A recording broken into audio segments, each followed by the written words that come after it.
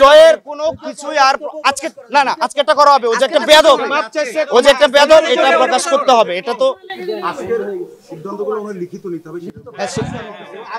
ওইটা আমরা শিল্পী সমিতি থেকে নিব। ওটা আমরা শিল্পী সমিতি থেকে আজকে সিদ্ধান্ত লিখিত হবে এবং 11 জনের সিগনেচার সহ। হ্যাঁ, আমাদের 5 জন, তাদের 5 জন, এবং এটা আমাদেরকে কালকে বোঝায় দিবে। আমরা একটা টাইম দিব, কালকে আমাদেরকে এটা বোঝায় দিবে যে আজকের যে আলোচনাটা হলো আরশাদ আদনান ভাইকে নিয়ে, উনি যে সমাধানটা আমাদের দিয়েছেন সেটা লিখিত আকারে শিল্পী সমিতি আমাদেরকে আগামীকাল বুঝাই দিবে। এটা আমরা মিশাবের সঙ্গে আলোচনা করে কালকে একটা টাইম ঠিক করে নিব। আর আমাদের তো আমরা বুঝাই দেব।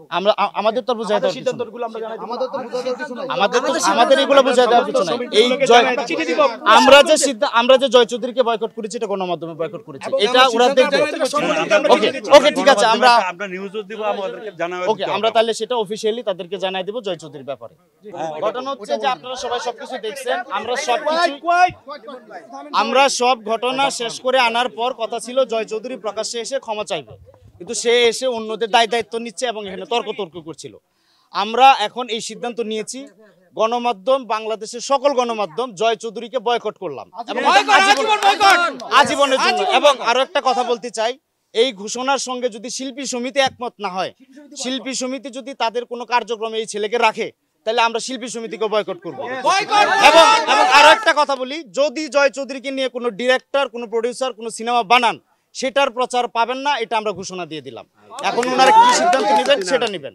আর আমরা এখন বলছি, যেহেতু চলচ্চিত্রের এতগুলো লোক এখানে ছিলেন, কেউ জয় চৌধুরীকে থামাতে পারলেন না, তার মানে চলচ্চিত্রের দায় সবার।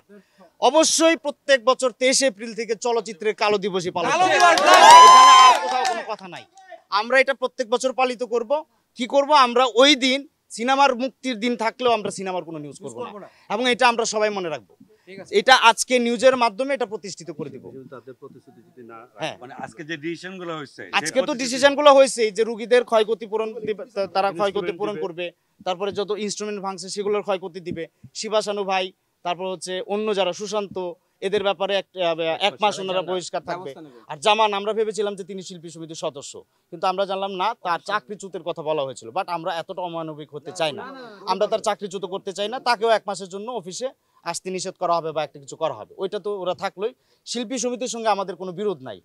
শিল্পী সমিতি যদি ডিসিশন না মানে, এই ডিসিশন বাট জয় চৌধুরীকে যদি তারা কোনো কাজে রাখে, আমরা শিল্পী সমিতির সঙ্গে না যদি যে সিদ্ধান্তগুলো দিয়েছে ক্ষতিপূরণ, না, ওটা তো এটা মিশা ভাই বলেছে, সব কিছু ওনারা মেনে নেবেন। না করে যদি না মানে, এটা আরশাদ আদনান ভাই বলেছে যে উনি সমন্বয় করবেন। আমরা কালকে ওনার সঙ্গে আলোচনা করে 3 দিনের টাইমের মধ্যে আশা করি এগুলো শেষ করব। এটা বলে দাও, যদি না মানে তখন 3 দিনের মধ্যে, আমরা 3 দিন বলতে আজকে হচ্ছে 24 তারিখ, আমরা এটা 30 তারিখ পর্যন্ত টাইম নিলাম। 30 তারিখের মধ্যে যদি এই ঝামেলা শেষ না হয়, 1 তারিখ থেকে আমরা শিল্পী সমিতিকে বয়কটের ঘোষণা দেব। সবাই ভালো থাকবেন, সুন্দর থাকবেন। যদি কোনো গণমাধ্যম এই বয়কটের আওতার বাইরে গিয়ে করে, সেটা নিয়ে আমরা সাংগঠনিকভাবে বা আমরা নিজেরা বসে কথা বলবো। এখন কেউ যদি আমার দলের বাইরে চলে যায়, তাকে তো জয়ের মতোই আমাদের বয়কট করা উচিত। আমরা গণমাধ্যম কিভাবে বয়কট করবো? চাকরি ছেড়ে দিব?